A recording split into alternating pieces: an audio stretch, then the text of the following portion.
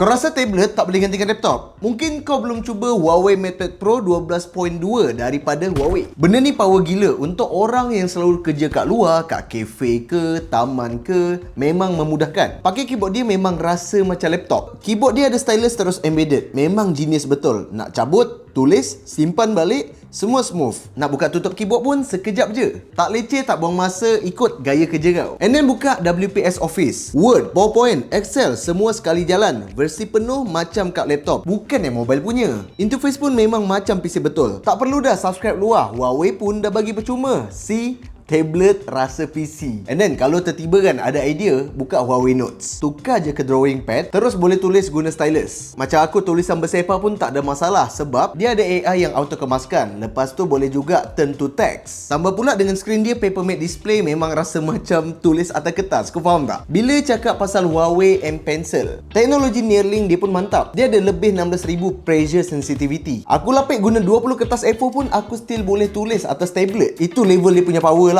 Bukan setakat tu, skrin dia pun padu. Guna tandem OLED paper matte display, teknologi 2 layer OLED yang boleh capai 2000 nits brightness.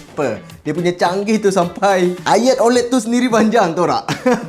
Terang gila, even aku buat kerja kat luar pun aku still boleh nampak skrin tu dengan jelas. Memang ngam lah di semua keadaan lighting, terang ke gelap ke, tak ada masalah. So bagi aku tablet ni memang bukan biasa-biasa. Dia macam PC pun iya, macam artboard pun iya. Kenapa artboard? Sebab dia ada GoPaint untuk korang melukis dekat situ. Macam aku tak pandai melukis ni, at least sama lah dengan bangunan kat belakang tu. Please jangan judge.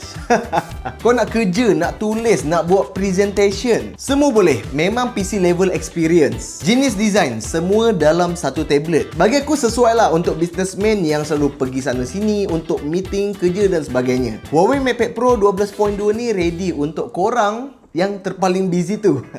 So apa pendapat korang? Komen di bawah. Wow, hebat sekali.